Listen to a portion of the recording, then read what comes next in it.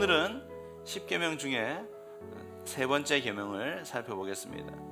여러분, 이 세 번째 계명은 여호와의 이름을 망령되게 부르지 말라라는 이 명령에는 무슨 의미가 담겨져 있을까요? 이 세 번째 계명의 가장 기초에는 이 내용이 담겨져 있습니다. 하나님의 이름을 사용하라는 것입니다. 어떤 분들은 이 10계명의 세 번째 계명을 접한 이후에 하나님 이름을 사용하지 말라는구나 라고 오해하는 분들이 있습니다. 근데 여러분, 이 세 번째 계명은 그런 의미가 아닙니다. 하나님의 백성들은 하나님의 이름을 사용해야 한다라는 것이, 이것이 10계명의 세 번째 계명을 다룰 때에 가장 중요한 기초입니다. 자, 그럼 이제 한 단계 더 나아가 보겠습니다. 두 번째는 문자 그대로의 의미입니다. 하나님의 이름을 사용하되 오용하지 말라는 것입니다. 여러분, 여기서 망령되게라는 말의 단어의 뜻은 in vain, 헛되게, 무의미하게, 이런 말입니다.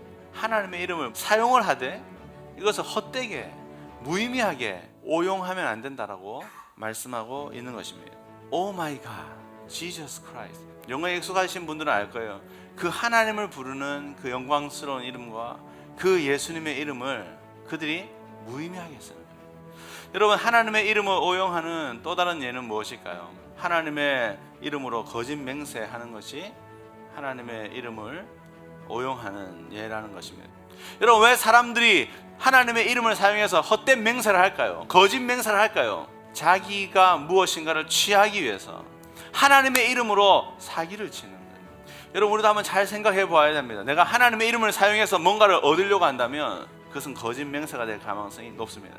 자, 세 번째는 이것입니다. 하나님의 이름을 바르게 사용하라는 것입니다.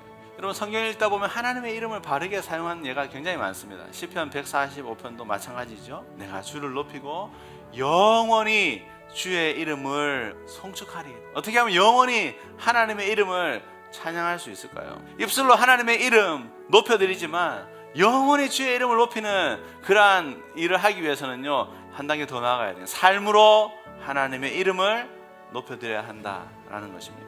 하나님 백성이 우리는 하나님의 자녀라는 이름이 새겨진 유니폼을 다 입고 있는 사람들입니다. 여러분, 하나님은 우리의 삶에 하나님의 이름과 하나님의 명예를 거신 겁니다.